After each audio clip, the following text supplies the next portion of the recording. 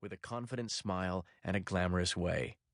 At this moment, however, while waiting for a drink she'd requested of a stagehand, she seems to shiver with apprehension. "They're making fun of me," she tells the young man as he offers her a glass of New York City tap water. "Listen."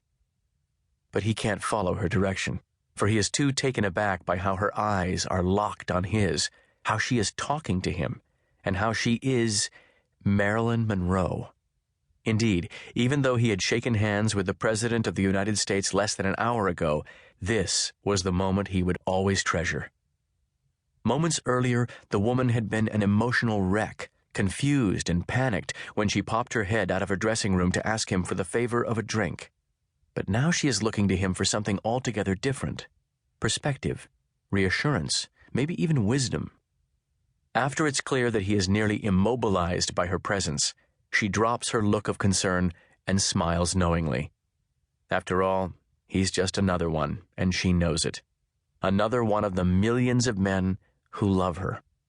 One thing he doesn't know, however, is something that might surprise him. She loves him back. By May 19, 1962, Marilyn Monroe had whittled down her circle of close friends to a precious few, or perhaps the circumstances of her life had done it for her. Along the way, there had been many who tried to talk her through her bouts of anxiety or paranoia. However, their efforts were almost always in vain. Marilyn was convinced that she knew better. In a heartbreaking catch-22, those dearest to her would throw up their hands and surrender to her need to be right, even if what she was correct about was her own misery.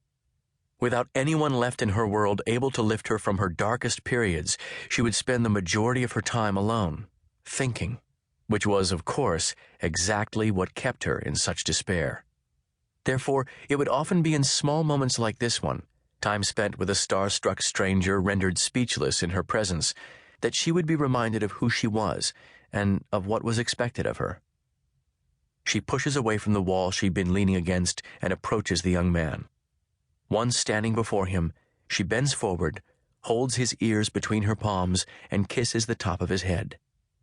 "Thank you," she says in a soft voice. "Now I need to get ready." As he slips out of the room, he notices her moving to a large mirror, sighing loudly. She begins laughing as he pulls the knob, and then, when the door clicks shut, silence again. This strange behavior leaves him thinking what everyone else backstage that night had been. What is going on in there? Not just in that dressing room, but inside that beautiful head of hers. Marilyn had practiced so hard for that performance, explained her friend Susan Strasberg. Far too much, if you ask me. It was too important to her. All she had to do was sing Happy Birthday. Most performers could have done that with their eyes closed. Marilyn, of course, was not most performers. In fact, she wasn't even most people. Rather, she was a woman waging a specific battle fought by many in the world on a daily basis: mental illness. Her unusual mood swings and unpredictable behavior were usually viewed by her public as mere eccentricities, incidental to who Marilyn Monroe was as a woman. Yet the difficult emotional tug-of-war she endured for much of her life, ignored by almost everyone, may have been her most defining characteristic. On this night, however, why would Marilyn, globally recognized as a major celebrity, think that she was being made fun of?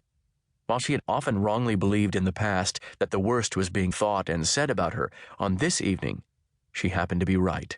They were making fun of her. On stage that night, many renowned performers were assembled to celebrate the birthday of President John F. Kennedy. Frank Sinatra was present, as were Ella Fitzgerald, Jack Benny, Henry Fonda, Leontyne Price, and many other luminaries. Each of them took to the stage to perform after being introduced in a dignified manner. Marilyn, however, received a very different introduction. "Mr. President, Marilyn Monroe," the distinguished British actor Peter Lawford intoned numerous times throughout the evening. However, the gag of these many introductions was that when her arrival was announced, the spotlight would swing to the side of the stage, and then nothing. She wouldn't appear. Everyone would laugh, of course. After all, it had become a not-so-inside joke that Marilyn Monroe was a woman upon whom nobody could depend. Funny? Not particularly, especially if one